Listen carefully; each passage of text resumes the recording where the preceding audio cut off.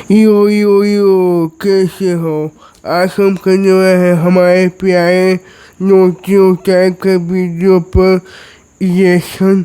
देखते हैं क्या इस वीडियो में क्या कमाल किया है या नहीं किया है। टाइम वेस्ट नहीं करेंगे, जल्दी से शुरू करते हैं, तो लेट्स गो।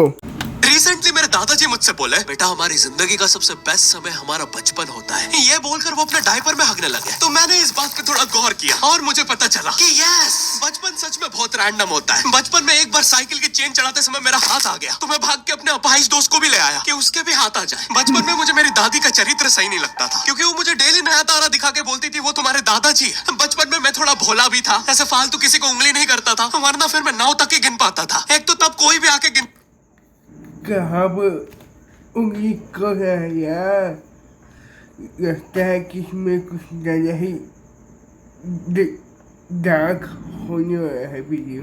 पूछ लेता था और उंगली करते समय गिन नोटियो टाइप कितना क्या दिखाई दिया। बोलती थी वो तुम्हारे दादाजी है। बचपन में मैं थोड़ा भोला भी था, ऐसे फालतू किसी को उंगली नहीं करता था, वरना फिर मैं 9 तक ही गिन पाता था। एक तो तब कोई भी आके गिनती पूछ लेता था, और उंगली करते समय गिनना कितना मुश्किल होता है पता है। बचपन में मैं और मेरा भाई हमेशा WWE देख के लड़ते थे, क्योंकि माँ बाप की चाहते लड़ने लायक थी नहीं। एक तो मेरा छोटा भाई बचपन में बहुत शांत स्वभाव का था, बेचारा स्कूल में भी सीनियर से बुली होता था। हाँ, वो सीनियर मैं ही होता था। एक बार मुझसे बोलता, भैया डॉक्टर बनना मेरा सपना है। तो मैंने उसे नीट की बुक्स ला दी, तो अब वो उसका पूरा सपना बन गया। अब वो डॉक्टर गेम में भी बीमारी बनता है, और बवासीर पीछे होती है। चिंटू, बुक्स नहीं पढ़ रहा है तू? एक बार बेचारा बिस्तर पे गिर के रोने लग गया, तो सब बोलने लग गए कुछ नहीं हुआ, चींटी मर गई, चींटी मर गई। मैं यहाँ सोच रहा हूँ फिर अभी तक हम चींटियों वाले बिस्तर पे क्यों सो रहे थे। हाँ, घर में सबके पीठ पे ददोड़े हो रखे हैं। हाँ, ये नहीं गिरता तो हमें तो पता ही नहीं चलता बिस्तर पे चींटियां हैं। एक मिनट अब बोलने लग गए कुछ नहीं हुआ, चींटी मर गई, चींटी मर गई। मैं यहाँ सोच रहा हूँ फिर अभी तक हम चींटियों वाले बिस्तर पे क्यों सो रहे थे। हाँ, घर में सबके पीठ पे ददोड़े हो रखे हैं। हाँ, ये दिखा के क्या साबित करना चाहती हूँ नोटियो टाइप। साइमन आया जेल में बंद है, रेटिंग का पीछे कब रेटिंग का शो होता है वो है। नोटियो टाइप क्या साबित करना चाहते हो, जो मैं सोच रहा हूँ वही। गिरता तो हमें तो पता ही नहीं चलता बिस्तर पे चींटियां हैं। हम तो सोए जा रहे हैं चींटियों वाले बिस्तर पे। और स्कूल में जब भी ये छोटे भाई पैंट में हक देते हैं, तो बड़े भाई को क्यों बुलाया जाता है? पता है कितनी घनघोर बेइज्जती होती है। क्या आपने भी कभी स्कूल में किया है या नहीं किया, प्लीज कमेंट करना क्लास के सामने। और बुलाते भी इतने सस्पेंस है, वो देख के बड़े भाई का हगना निकल जाता है। ऐसे 2 छोटे बच्चे स्लो मोशन में भाग के आ रहे हैं। हाँ, वो उनकी नॉर्मल स्पीड है। मैं देखता हूँ मेरे भाई को क्राइम सीन से 2 पियून पकड़ के ले जा रहे हैं। उसे ब्राउन रंगे हाथों पकड़ लिया गया है। मेरे भाई ने मुझसे जाते जाते कहा, मुझे फंसाया जा रहा है।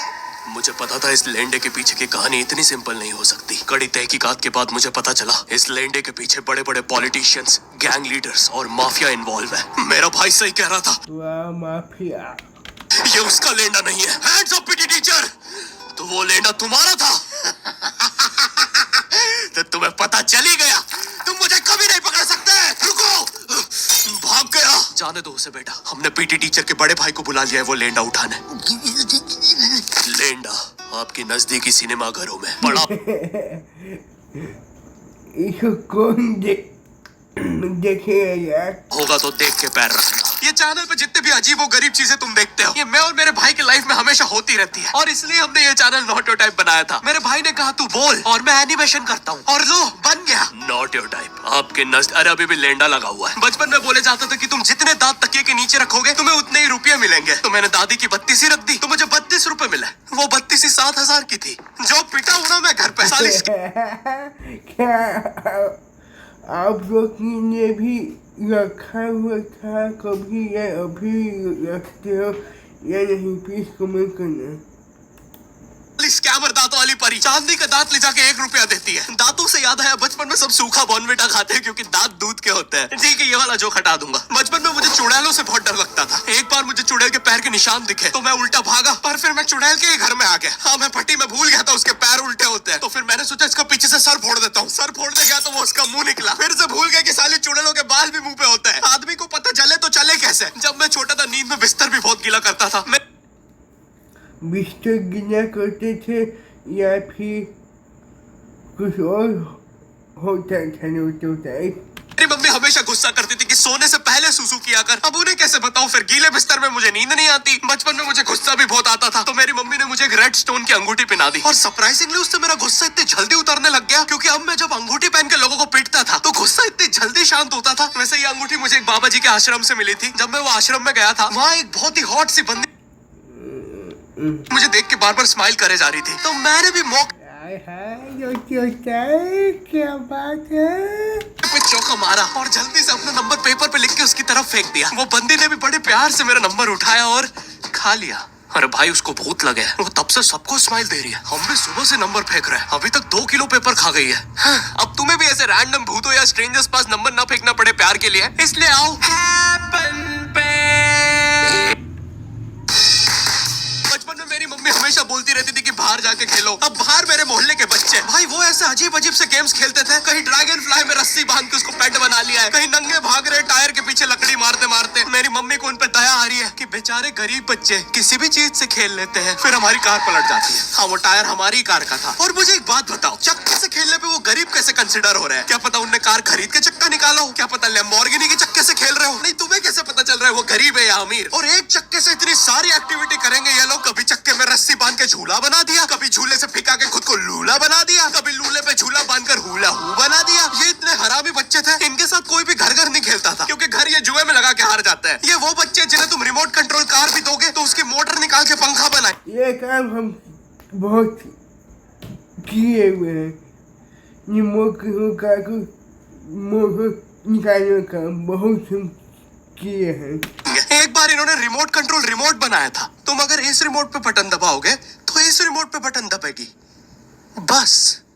ये लोग मकर संक्रांति के दिन पतंग भी लूटते थे दुकानों से। पतंग से याद है, मैं बचपन में अपने दोस्त जनक के साथ बहुत पतंग उड़ाता था। जनक गुजराती था और गुजराती लोग तो बहुत बड़े पतंगबाज होते हैं। वो लोग गला काटने के बाद भी काहे पोछे चिल्लाते हैं। जनक मेरे घर पे इतना मजा आता है यार, आपको मजा आता है या नहीं मजा आता है? प्लीज कमेंट करना, मुझे बहुत मजा आता है कैमोचे करने में। बड़ा गिर्रा लेके आता था पतंग उड़ाने, उसमें पता नहीं कितने 1000 किलोमीटर का मांझा लपटा होता था। हम दोनों का सपना था उस गिर्रे की पूरी ढील देना। एक बार तो गिर्रा खाली होने ही वाला था, पर वो पतंगार तो घूम के हमारे पीछे से ही आ गए। हमने हमारी ही पतंग काट दी। तो इस बार हमने सोचा पतंग पूरी परपेंडिकुलर उड़ाएंगे, स्ट्रेट। हमने 2 घंटे ढील दी, वो मांझे में वेव सिग्नल आने लग गए प्राचीन भाषा में। हमें लगा हमने एलियंस ढूंढ लिया, बट फिर धीरे से वो सिग्नल क्लियर हुआ। हमें पता चला हमने कोई नासा का 100 मिलियन का टेलीस्कोप काट दिया।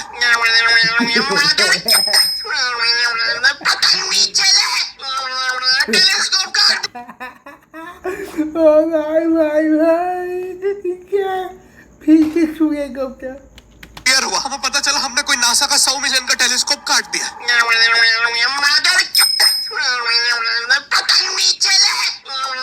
टेलीस्कोप काट दिया।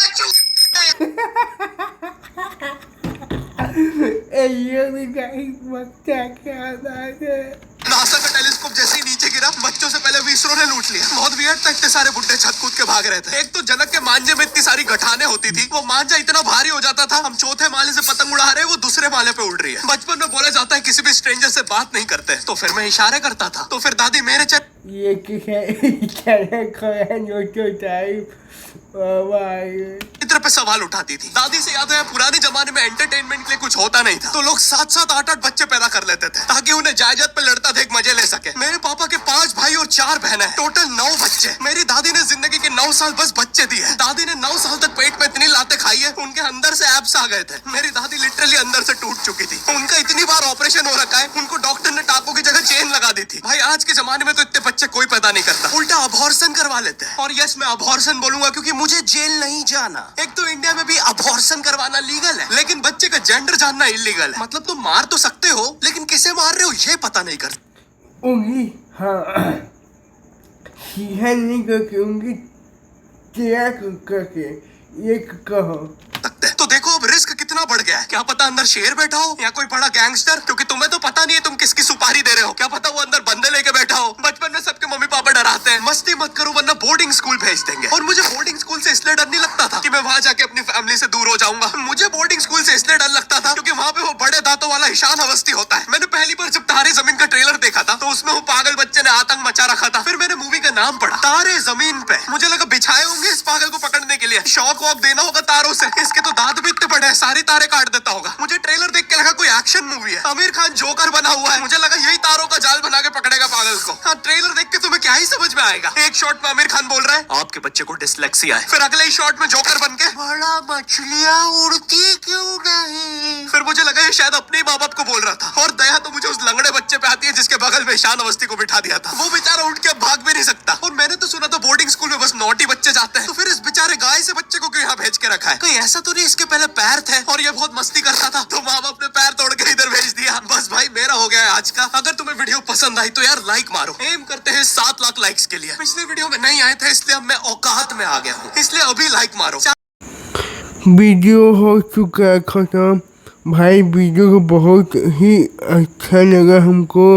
इस वीडियो में कोई नोटों का कुछ ज़्यादा ही नोटी हो गया है तो नोटू टाइप क्या कर रहा है, कुछ ज़्यादा ही नोटी क्यों हो रहे थे।